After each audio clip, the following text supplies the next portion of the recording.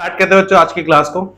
आज की क्लास में हम स्टार्ट करने वाले हैं अपना चैप्टर नंबर 7 जिसका नाम है ट्राइंगल्स। क्या नाम है इसका? ट्राइंगल्स। हिंदी में इसको बुलाते हैं त्रिभुज।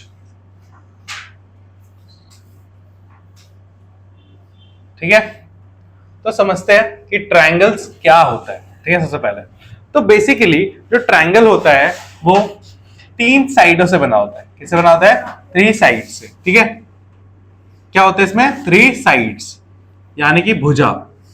3 भुजा होती है।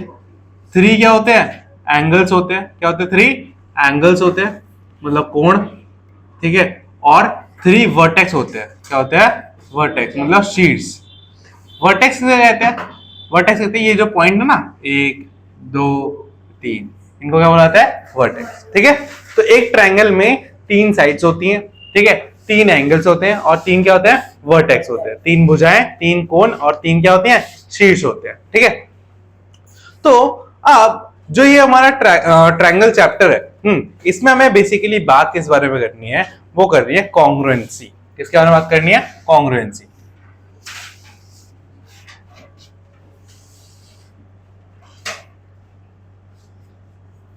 ठीक है, इसके बारे में कॉन्ग्रुएंसी, जिसे हिंदी में कहा जाता है सर्वसम्मता।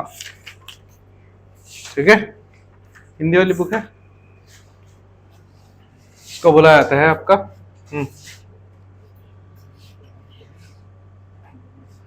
सर्वांग समता। ठीक है,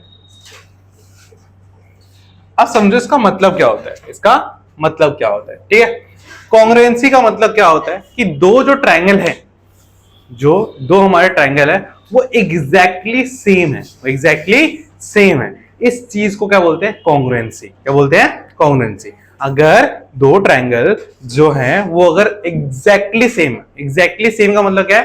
कि उनकी तीनों साइडें इक्वल होंगी या तो तीनों एंगल इक्वल होंगे। ठीक है, तो इनमें से कोई भी कंडीशन है तो क्या होगा? वो कॉन्ग्रुएंट होगा या सर्वसंगत। ठीक है, बात समझ में आ गई? तो कॉन्ग्रुएंसी प्रूव करने के लिए अलग अलग तरीके हैं। ठीक है, अलग अलग तरीके हैं, उनके बारे में हम एक एक करके बात करेंगे। कॉन्ग्रुएंसी का मतलब समझे कि दो ट्राइंगल है, हम क्या कह रहे हैं? ये दोनों एग्जैक्टली क्या है? सेम है। एग्जैक्टली क्या है? सेम। या इक्वल कह सकते हो कि ट्राइंगल 1 क्या है? इक्वल है ट्राइंगल 2 के। ठीक है, और ये दोनों एंगल इक्वल कब होंगे? इक्वल कब होंगे? जब इनकी तीनों साइड या तीनों एंगल क्या होंगे? इक्वल होंगे। ठीक है, पसंद में आई? जैसे कि एक एग्जांपल के तरफ से समझो कि हमारे पास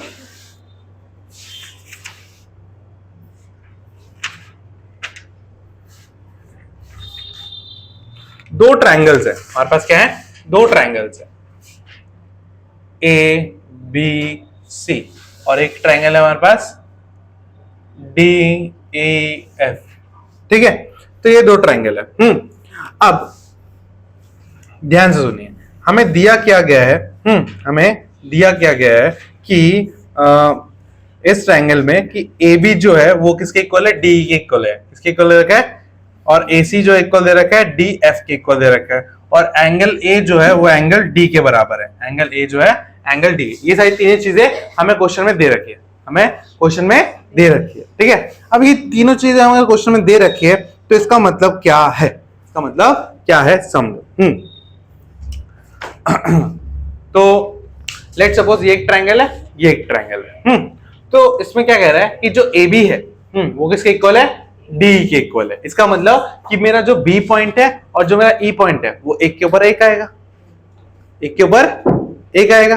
ठीक है, फिर क्या कह रहा है? मेरा ए सी जो है वो डी एफ के इक्वल है। इसका मतलब मेरा जो सी पॉइंट है और जो डी पॉइंट है वो एक के ऊपर एक आएगा, इक्वल है ना। ठीक है, और फिर ए एंगल किसके इक्वल है? डी एंगल के। तो अगर मैं इस ट्रायंगल के ऊपर इस ट्रायंगल को उठा के रखूं तो वो कुछ इस तरीके से मेरे हाथों की तरह बन जाएंगे। समझना है? मेरे दोनों हाथ कैसे हैं? एक दूसरे के ऊपर एकदम इक्वल, एकदम क्या है? इक्वल। ठीक है, हर उंगली की जो टॉप है वो दूसरे उंगली की टॉप से मैच कर रही है, राइट हैंड लेफ्ट हैंड की और ये राइट हैंड की। ठीक है, ये दोनों क्या है? कॉन्ग्रुएंट है। ये दोनों क्या है? कॉन्ग्रुएंट। क्यों? क्योंकि मेरी ये वाली उंगली इसके बराबर है, ये वाली उंगली इसके बराबर है, ये वाली इसके बराबर है, ये वाली इसके बराबर है, उसके बाद। ठीक है, अब ये बराबर होने का मतलब क्या है? कि इनके जो टॉप पॉइंट्स है, इनके जो टॉप पॉइंट है वो एक के ऊपर एक आएंगे। अगर मैं रखूंगा इसको एक के ऊपर एक रखूंगा तो एक के ऊपर एक आएंगे ना। तो सेम क्या हो रहा है इस ट्रायंगल में हो रहा है कि ट्रायंगल में ये साइड इस साइड के इक्वल है, तो ये वाला पॉइंट इसके ऊपर आएगा या ये वाला पॉइंट इसके ऊपर आएगा, जिसको भी तुम उसके ऊपर रखोगे, और ये वाला साइड इसके इक्वल है। हाँ, तो इसका मतलब इस वाले पॉइंट के ऊपर ये वाला पॉइंट आएगा। और अगर ये वाला एंगल और ये वाला एंगल क्या है, दोनों इक्वल है, तो अगर मैं इसको ऊपर एकदम एग्जैक्टली सेम तरीके से रखता हूं, एक ही एंगल से रखता हूं, एक ही एंगल से रखता हूं, तो ये क्या बनेगा एकदम एग्जैक्टली सेम। तो इस प्रॉपर्टी को क्या बोला जाता है, हमारी कॉन्ग्रुएंसी। क्या बोला जाता है, कॉन्ग्रुएंसी। और जब ऐसा होगा इसका मतलब क्या है कि हमारा जो AB है वो क्या करेगा, कोइंसाइड करेगा। क्या करेगा, देखो AB D के पैरेलल है, इसका मतलब क्या है, इससे इस चीज का मतलब यह है कि जो B है, हाँ, B fall on F, B किसके ऊपर आएगा, F के ऊपर आएगा, और AC जो है वो DF के इक्वल है। ठीक है, इसका मतलब क्या होगा कि जो C होगा वो फॉल करेगा किसके ऊपर, ऑन, सॉरी ये E होगा ना, ये E होगा, ये क्या होगा, F।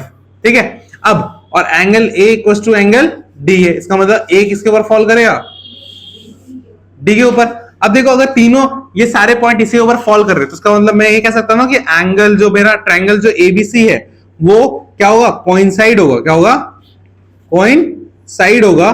ठीक है, किसके ऊपर, ऑन ट्रायंगल DEF।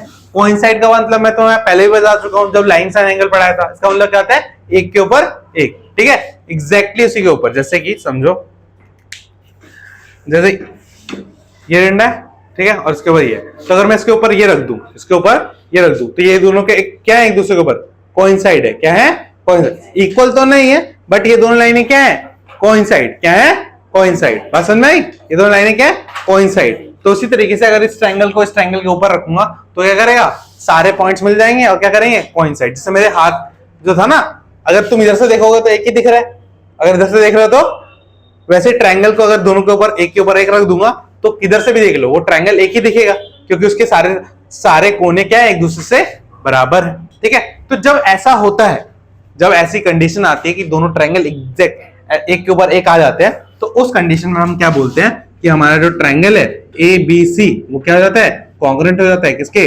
DEF के। किसके कॉन्ग्रुएंट हो जाता है, DEF के। तो कॉन्ग्रुएंसी का मतलब समझ में आया क्या होता है कि एक के ऊपर मतलब एग्जैक्टली सब कुछ क्या हो जा रहा है, सेम हो जा रहा है।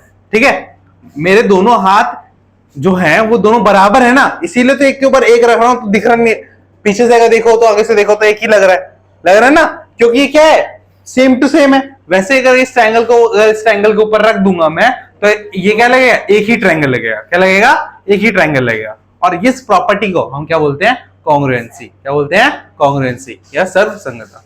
समझ में आ गया, समझ में आया, कोई डाउट इसमें। अब इस चीज को जो ये कॉन्ग्रुएंसी हमने प्रूव करा ना, ये तो हमने बस समझाने के लिए प्रूव किया इस तरीके से। इसको प्रूव करने के लिए अलग अलग तरीके आते हैं। ठीक है, उस पर हम बात करेंगे। बस आपको अभी ये कॉन्सेप्ट समझाना था कि ये और ये ट्रायंगल अगर कॉन्ग्रुएंट होते हैं इसका मतलब क्या है। समझ में आया, इसका मतलब क्या है कि दोनों एग्जैक्टली क्या है, सेम है। क्या है, सेम या इक्वल है। जब वो एक के ऊपर एक आएंगे तो वो एक ही दिखेंगे। क्लियर है, समझ में आ गया। हाँ, और क्या करेंगे, कोइंसाइड करेंगे। क्या करेंगे, कोइंसाइड करेंगे। ठीक है, ये वर्ड बहुत इंपॉर्टेंट है। समझ में आया, कोई डाउट यहां तक, पक्का नोट करिए यहां तक।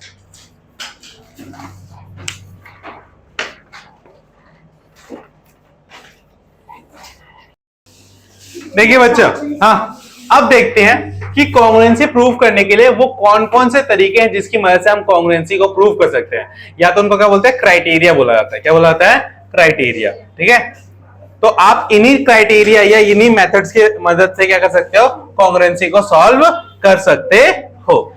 समझ में आई बात, हाँ, ठीक है। तो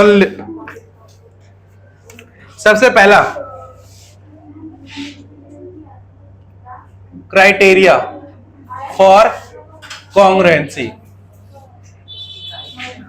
ठीक है, सर्वसंगता के लिए विधि, ऐसे लिख रहे हैं। ठीक है, हाँ, तो सबसे पहला क्या है, ओए शांत हो जाओ, पीछे चलो। हाँ, सबसे पहले है SAS। क्या है, SAS रूल। क्या बोलते हैं इसको, SAS रूल। इसका मतलब कहते हैं यहाँ पे S का मतलब है साइड, यानी कि भुजा, ठीक है।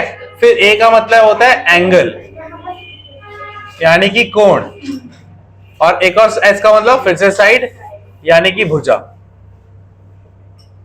सबसे पहला रूल ये है, ठीक है। सबसे पहला रूल अगर हमने यही सीखा है तो उस पर क्वेश्चन भी कर लेते हैं, ठीक है। तो एग्जांपल नंबर 1 देखिए, ठीक है। तो एग्जांपल नंबर 1 क्या है? हाँ सुनिए, हमें इस तरीके का एक शेप दे रखा है, ठीक है। इस तरीके का शेप दे रखा है, ये है बी, ये है सी, ठीक है, ये है ओ, ये है डी, ये है ए, ठीक है। अब सुनिए, क्वेश्चन में और क्या चीजें दे रखी है, ठीक है। इन फिगर, ये एक फिगर है, ठीक है।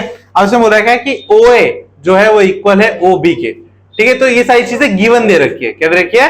गिवन। तो आप हमेशा क्वेश्चन जब भी स्टार्ट करो तो क्वेश्चन को पढ़ के क्या लिखोगे? दिया गया, ठीक है। यहाँ पे क्या लिखोगे? हिंदी में दिया गया या गिवन। फिर गिवन में वो सारी चीजें लिखोगे जो क्वेश्चन में आपको दी गई है, ठीक है। तो क्वेश्चन में गिवन है कि ओ ए इज इक्वल टू क्या होगा? ओ बी होगा, ठीक है। और क्या दे रखा है? O D is equal to क्या दे रखा है? ओ सी, ठीक है। और साथ में क्या दे रखा है? अब ये हो गया। अब आपको बोला है शो करना है, क्या करना है? शो मतलब दर्शाना है, ठीक है, या सिद्ध करना है। क्या करना है? सिद्ध करना है या दर्शाना है, ठीक है। क्या दर्शाना है? पहली चीज आपको ये दर्शानी है कि triangle AOD is congruent to क्या होना चाहिए? BOC। इसको कॉन्ग्रुएंट करना है पहला स्टेप, ठीक है। और दूसरा स्टेप क्या है कि आपको ये करना है कि AD is equal to BC, ठीक है। AD is equal, sorry equal नहीं, पैरेलल टू BC, ठीक है। अब किसी लाइन को पैरेलल करने के लिए कौन सी प्रॉपर्टी लगाते हैं शुभम? ध्यान से, कोई दो लाइनों को पैरेलल करने के लिए कौन सी प्रॉपर्टी लगाते हैं? हाँ शिवम, क्या? हाँ अंकित, हाँ तेरे को बोल रहा हूं। हाँ आदर्श, दो लाइनों को पैरेलल करने के लिए कौन सा एंगल इक्वल होना चाहिए? हाँ हाँ, कौन सा होना चाहिए आदित्य? हाँ एंगल बोल रहा हूं, साइड नहीं बोल रहा। कौन सा एंगल इक्वल होना चाहिए? दो, अगर मुझे दो लाइनों को पैरेलल करना है, समानांतर करना है, तो कौन सा एंगल इक्वल होना चाहिए? हाँ यश, नहीं पता? हम एडजेसेंट एंगल लेके कर सकते हैं। कौन से? हाँ ये शायद एक इंटीरियर है। कौन से वाले इंटीरियर? अल्टरनेटिव। हाँ सिखाया नहीं था। अगर अल्टरनेट इंटीरियर एंगल इक्वल होंगे तो उसकी वजह से दो लाइनें क्या हो जाएंगी?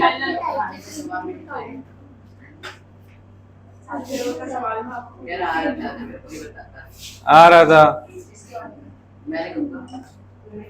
बेटा, पढ़ लो, पिछले चैप्टर में पढ़ा था ये, भूल गए। हाँ तो अब देखते हैं कि किस तरीके से इनको हम कॉन्ग्रुएंट करेंगे, ठीक है। तो यहाँ पे सॉल्यूशन कर रहा हूं उसका, हाँ ध्यान से देखिए।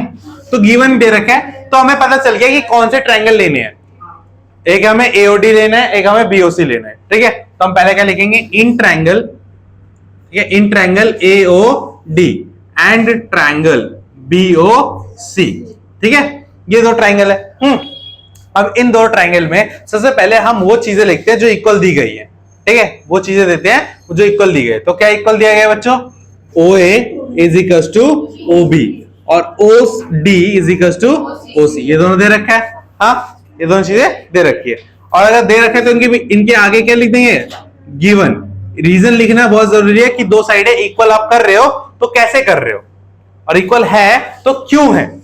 तो इसका रीजन क्या है कि हमें क्वेश्चन में दिया गया है, इसीलिए इसके सामने क्या लिख दिया? गिवन। क्या लिख दिया? गिवन। बात समझ में आ गई? हाँ तो दो साइडें इक्वल हो गई, ठीक है। और हमारे रूल के लिए हमें दो साइडें तो मिल गई जो इक्वल हो गई। तो अब हमें क्या चाहिए? एक एंगल चाहिए। क्या चाहिए? एक एंगल चाहिए। तो अब बताओ, अगर मैं मान लू कि ये AB और DC जो लाइनें हैं ये एक दूसरे को कट कर रही हैं, इंटरसेक्ट कर रही हैं। क्या कर रही हैं? इंटरसेक्ट। तो इनकी वजह से कौन सा एंगल बनेंगे यहाँ पे?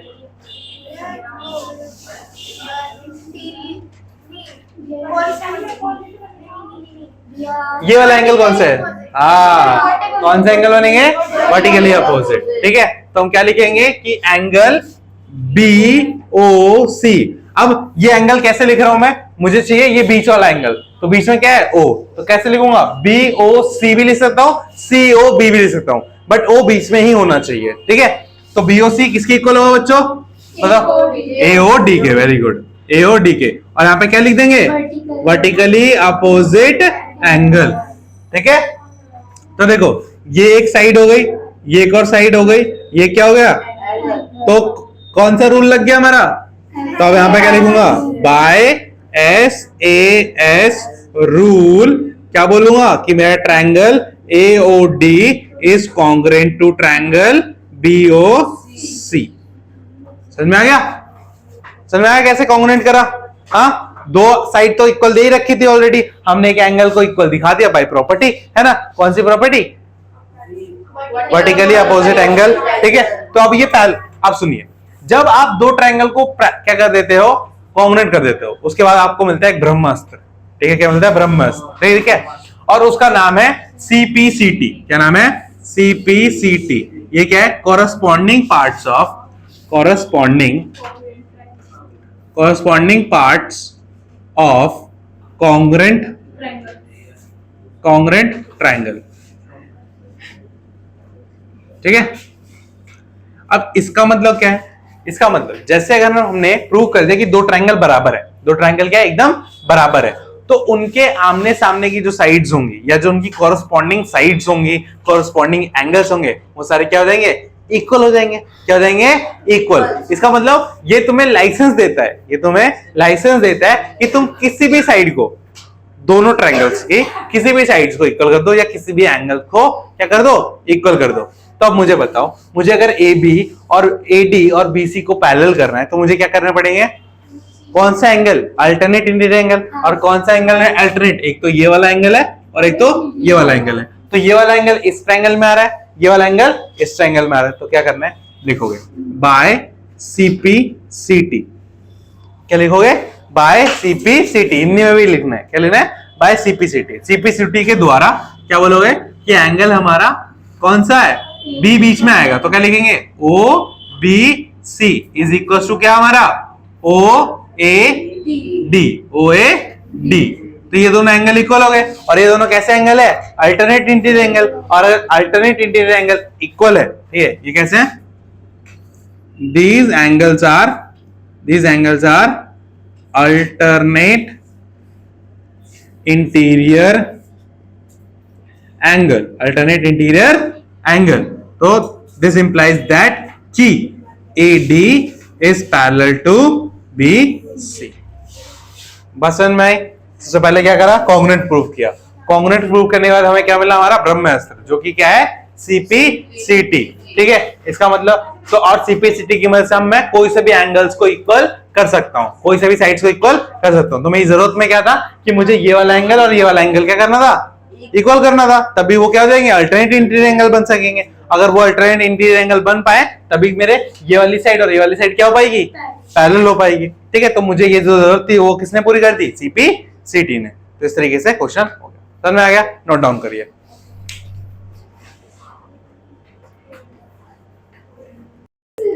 अब देखिए, आगे देखते थोड़ा।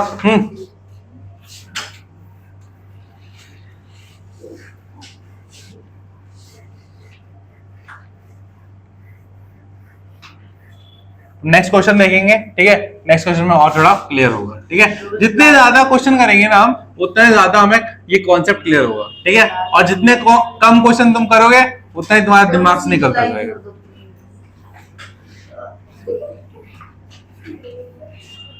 हाँ, अब देखो नेक्स्ट क्वेश्चन, देखो नेक्स्ट क्वेश्चन आर से करवा रहा हूं।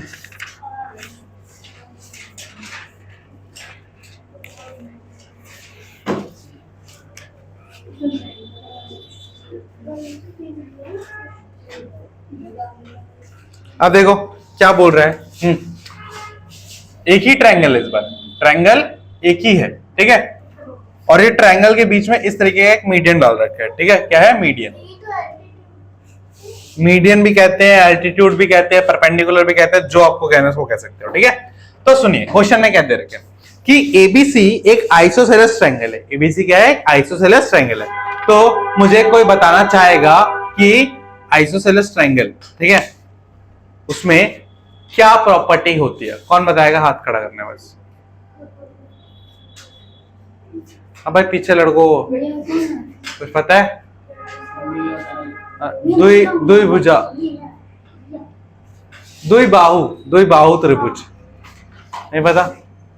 हाँ ना, नहीं पता। हाँ बोलो। ये आइसोसेलेस ट्रायंगल में दो साइड जो होती है वो इक्वल होती है, उसके अलावा और क्या होता है? या जो तीसरी साइड होती है वो उनसे अलग होती है, मतलब डिफरेंट है। नहीं, इसमें क्या आता है? उसने तो ये बोला। ठीक है, तो दो साइडें इक्वल होती हैं और दोनों साइडों के एंगल, जो दोनों साइडों के सामने जो एंगल बन रहे हैं वो भी क्या होते हैं? इक्वल। तो इसका मतलब अगर ये आइसोसेलेस ट्रायंगल है, ध्यान से सुनो। अब यहाँ पे बस बोल दिया है कि आइसोसेलेस ट्रायंगल है, ठीक है। आपको प्रूव करना है कि जो इसका एल्टीट्यूड है वो इसके बेस को बाइसेक्ट कर रहा है। क्या कर रहा है? बाइसेक्ट। मतलब जो ये एल्टीट्यूड है, ये जो शीर्ष है, शीर्ष लंब, देखो मैथ में दिखने से नहीं होता, मैथ में प्रूव करने से होता है, ठीक है। जो ये लंबवत है या जो शीर्ष लंब है, ठीक है, ये क्या कर रहा है? ये जो आधार है, बीसी जो आधार है, इसको दो भागों में विभाजित कर रहा है। ये आपको प्रूव करना है, ठीक है। तो एक्चुअली आपको क्या प्रूव करना है कि BD is equal to DC होना चाहिए। अगर दो इक्वल हिस्सों में बांट रहे हैं तो BD किसके बराबर होना चाहिए? DC के बराबर होना चाहिए, ठीक है। बट इसके अलावा यहाँ पे आपको कुछ भी नहीं दे रखा, ठीक है। समझ में आ गया? तो अब देखो, तो अगर इसमें कुछ भी नहीं दे रखा, अगर आपको ये बोल रखा है कि ABC क्या है? ABC आइसोसेलेस ट्रायंगल है। क्या है? ABC आइसोसेलेस ट्रायंगल है। तो आइसोसेलेस की जो भी प्रॉपर्टी है वो सारी लगा दो। तो गिवन में क्या आ जाएगा बच्चों कि AB मेरा किसके इक्वल आएगा? AB किसके इक्वल आएगा? AC के। किसके इक्वल आएगा? क्योंकि दो साइड इक्वल होती है, दो साइड, ये दोनों साइड इक्वल हो गई, ठीक है। अब दो एंगल भी तो इक्वल होंगे। कौन से? Angle B is equal to angle C। आप शॉर्ट में ऐसे भी लिख सकते हो, या अगर आपको लॉन्ग लिखना है तो ऐसे लिखोगे क्या? ABD, और यहाँ पे क्या लिखोगे? ACD, ठीक है। ये दोनों एंगल क्या होंगे? इक्वल। दो साइड इक्वल हो गई, हाँ, ठीक है, हो गया। चलो ये हो गया। अब हमें प्रूफ क्या करना है बच्चों? Prove that. अब देखो, प्रूफ जो हमें करना है, जो सिद्ध करना है, वो उसने लिख के नहीं दिया कि हमें BD is equal to DC करना है। उसने पता है क्या लिखा है? उसने बस ये बोला है कि जो ये इसके अंदर एक एल्टीट्यूड है, इसके अंदर क्या है? एक एल्टीट्यूड है, वो क्या कर रहा है? इसके बेस को बाइसेक्ट कर रहा है। क्या कर रहा है? बेस को बाइसेक्ट कर रहा है, ठीक है। तो अब आपको इस चीज को समझना है, बेस को बाइसेक्ट कर रहा है का मतलब क्या है? कि बेस को दो इक्वल हिस्सों में बांट रहा है। अगर बेस दो इक्वल हिस्सों में बटेगा मतलब क्या होगा? कि BD किसके इक्वल होगा? DC के इक्वल होगा। तो ये आपको क्या करना है? इसमें प्रूव करना है। एक्चुअली तो आपको प्रूव क्या करना है कि एल्टीट्यूड, ठीक है, बाइसेक्ट बेस, ठीक है। और कैसे प्रूव करोगे इस चीज को? राइटिंग ही फॉर्म में BD is equal to DC, क्योंकि आप लैंग्वेज को तो प्रूव नहीं कर सकते, आपको तो कुछ चाहिए ना, तभी इक्वल कर पाओगे। तो आपको क्या करना है? इसको इक्वल करना है। इसको क्या करना है? इक्वल करना है, ठीक है। तो प्रोसेस देखते हैं। तो इसको इक्वल करने के लिए देखो, आपको एक ट्रायंगल ये दिख रहा है और एक ट्रायंगल ये दिख रहा है। अगर मैं इन दोनों ट्रायंगल को कॉन्ग्रुएंट कर देता हूं तो मैं CPCT से इनको इक्वल कर सकता हूं, है ना? कोई सी भी साइड इक्वल कर सकता हूं। तो क्या लिखूंगा मैं? कि इन ट्रायंगल कौन सा? ABD। कौन सा ट्रायंगल ले रहा हूं मैं? ABD। एंड ट्रायंगल कौन सा? ACD। अब बताओ बच्चों, यहाँ पे कौन सी दो चीजें इक्वल हमें दे रखी है? लिख देंगे AB is equal to AC और angle ABD is equal to angle ACD। और ये दोनों क्यों है? क्योंकि ट्रायंगल ABC क्या है? इज अ आइसोसेलेस, ठीक है। दोनों इक्वल क्यों है? क्योंकि ये दोनों के इसकी प्रॉपर्टी है, समद्विबाहु की प्रॉपर्टी है, ठीक है। तो क्या बोलोगे कि जो त्रिभुज ABC है वो क्या है? सम नहीं, द्विबाहु त्रिभुज है। क्या है? द्विबाहु त्रिभुज है। समझ में आ गया? हाँ, समद्विबाहु बोलते हैं, समद्विबाहु त्रिभुज, ठीक है। समझ में आ गया? हाँ, तो ये दोनों हो गया। तो बच्चों एक तो साइड मिल गई, एक एंगल भी मिल गया, तो एक और तो साइड चाहिए, एक और तो साइड चाहिए। अब ध्यान से देखो, अगर मैं बात करूं ABD और ACD, तो इन दोनों ट्रायंगल में एक चीज कॉमन है। बताओ क्या? एक साइड कॉमन है। बताओ कौन सी साइड कॉमन है? AD। कौन सा? AD इसमें भी आ रहा है। तो इसमें अगर कोई साइड कॉमन है तो ये इक्वल होगी ना? क्या वो इक्वल होगी ना? होगी। तो हम क्या लिखेंगे उसको? AD is equal to AD। क्यों? क्योंकि ये क्या है? कॉमन है, क्या है? कॉमन, यानी कि समान है दोनों में। अगर ये दीवार इधर भी है और ये दीवार उधर भी है तो ये दीवार बराबर होगी ना, दोनों साइड से मेजर करेंगे तो होगी। तो वही बात है। तो देखो ये एक और साइड मिल गई, तो प्रॉपर्टी पूरी हो गई हमारी। तो क्या लिखेंगे?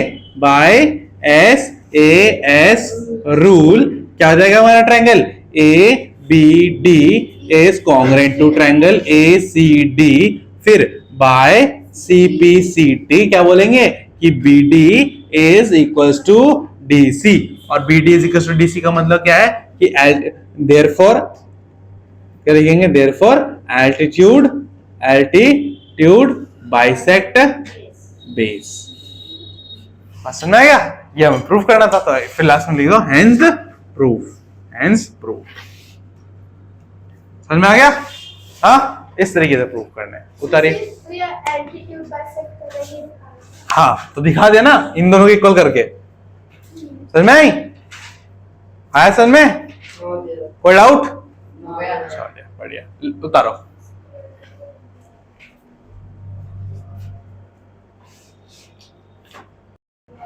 अब आगे देखिए, ये क्वेश्चन हो गया हमारा। नेक्स्ट क्वेश्चन, एक और एग्जांपल देखते हैं। Example number 2।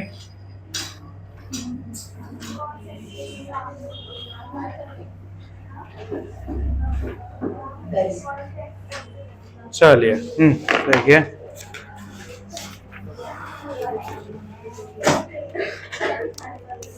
सिंपल है क्वेश्चन भी, ज्यादा कुछ हार्ड नहीं है। एग्जांपल नंबर 2 है।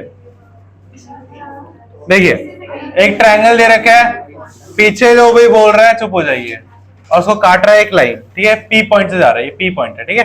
पी पॉइंट से जा रहा है, यहाँ पे सी पॉइंट है। हाँ, ये ए है, ये बी है, ठीक है? अब ध्यान से सुनिए, क्वेश्चन को सुनिए ध्यान से।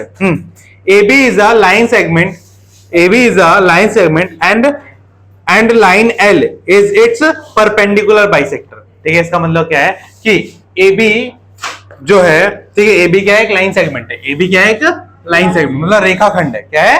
रेखाखंड है। अब उसमें से जो ये एक एल नाम की लाइन है, ये क्या है? एक परपेंडिकुलर बाइसेक्टर है। ठीक है, बाइसेक्टर वो चाहे कोई सा भी हो, ठीक है, काम क्या करेगा? दो इक्वल हिस्सों में बांटेगा। ठीक है, तो क्वेश्चन में दे दिया कि एल क्या है? परपेंडिकुलर बाइसेक्टर है। तो एक और चीज क्या ऐड हो जाएगी कि यहाँ पे कौन सा एंगल बनाएगा? 90 डिग्री। तो दोनों साइड 90 बनाएगा, क्योंकि टोटल कितना होता है? 180। ठीक है, तो और परपेंडिकुलर बाइसेक्टर, तो ये वाला किसके इक्वल होगा? इसके इक्वल हो जाएगा, होगा ना?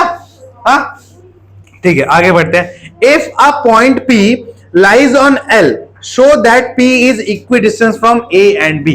ठीक है, तो बोल रहा है अगर एक पॉइंट P इस L पे आता है तो आपको ये शो करना है कि P की जो दूरी है, P की जो दूरी है वो A से, और P की जो दूरी है वो B से, वो बराबर है। इसका मतलब हमें क्या इक्वल करना है कि PA is equals to PB। क्या बराबर करना है? PA is equals to PB। समझ में आया क्वेश्चन? हाँ, ठीक है। तो पहले तो लिखते हैं गिवन क्या है। गिवन क्या दे रखा है बच्चों? गिवन दे रखा है कि L is the perpendicular. Perpendicular का साइन इस तरीके से होता है ना, परपेंडिकुलर बाइसेक्टर। ठीक है, लंबवत, समलंब, और क्या है? बाइसेक्टर को क्या बोलते हैं? भाजक, ऐसा कुछ बोलते हैं, द्विभाजक। हाँ, समभाजक, द्विभाजक। ठीक है, तो ये है। तो अगर ये L जो है परपेंडिकुलर बाइसेक्टर है, तो उसकी वजह से क्या होगा कि हमारा AC किसके इक्वल हो जाएगा बच्चों? BC के। AC किसके इक्वल हो जाएगा? BC के। ठीक है, और एक और चीज क्या हो जाएगी बच्चों कि हमारा एंगल PCA वो कितना हो जाएगा? 90। अगर PCA 90 है तो PCB ये भी कितना हो जाएगा? और अगर दोनों 90 है तो मैं ये कह सकता हूं कि दोनों क्या देंगे? एक दूसरे के इक्वल होंगे, हो जाएंगे। अब हमें प्रूव क्या करना है बच्चों? प्रूव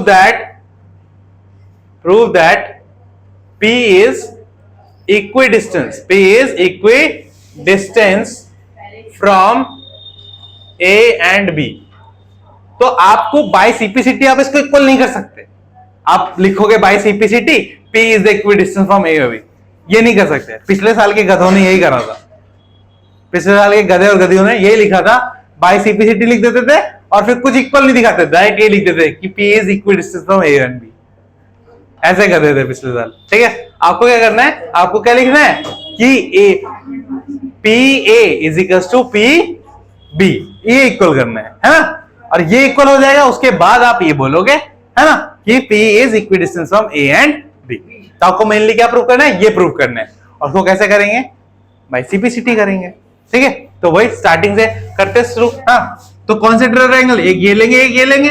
हाँ, तो लिखो in triangle PAC and triangle कौन सा, PBC। ठीक है, तो मुझे सबसे पहले बताओ बच्चों, AC is equal to BC। हाँ, ठीक है, फिर PCA is equal to PCB, ये क्या है, यहां पे लिख दोगे each 90 डिग्री, क्या लिख दोगे each 90 डिग्री, और यहां पे क्या लिख दोगे, L is the perpendicular bisector. ठीक है, चलो एक साइड हो गई, एक एंगल हो गया। ठीक है, अब हमें एक और साइड चाहिए। अब मुझे बताओ एक और साइड कौन सी है, अभी पिछले क्वेश्चन में करा PC, कौन सी है, PC इज इक्वल टू क्या देगा, PC, क्यों, क्या है, ये कॉमन है, ये क्या है हमारा, एक और साइड, सॉरी साइड। तो अब कौन से रूल से, बाय SAS रूल, क्या हो जाएगा हमारा triangle PAC is congruent to triangle PBC, और फिर बाय CPCT क्या रहेगा, PA is equal to PB, और यहां हेंस देयरफॉर क्या बोलेंगे, P is equidistant from A and B। समझ में आ गया, क्लियर है, कोई डाउट इसमें? ठीक है, तो पिछले साल के गधों और गधी वाली मिस्टेक मत करना। ठीक है, हाँ डायरेक्ट लिख दिया, वो गधे इतने। और पता है क्या कर रहे थे, जो साइड प्रूव कर रहे थे ना, वहां पे साइड प्रूव कर रहे थे, वहां पे लिख रहे थे एंगल, और जो एंगल प्रूव कर रहे थे वहां पे लिख रहे थे साइड। ऐसी ऐसी मिस्टेक कर रखी थी। ठीक है, तो बच्चों आज के लिए आपका होमवर्क जो रहेगा वो रहेगा 7.1 एक्सरसाइज कंप्लीट। ठीक है, 7.1 एक्सरसाइज आपको कंप्लीट करके लेके आनी है। ठीक है, कोई भी डाउट होगा वो नेक्स्ट क्लास में हम ले लेंगे। ये क्वेश्चन भी वापस करने हैं, 7.1 के भी क्वेश्चन करके लाने हैं। बात समझ में आ गई? हाँ, समझ में आ गई बात? ठीक है, तो आज के लिए बस यही खत्म करते हैं। मिलते हैं नेक्स्ट क्लास में, तब तक के लिए बाय बाय।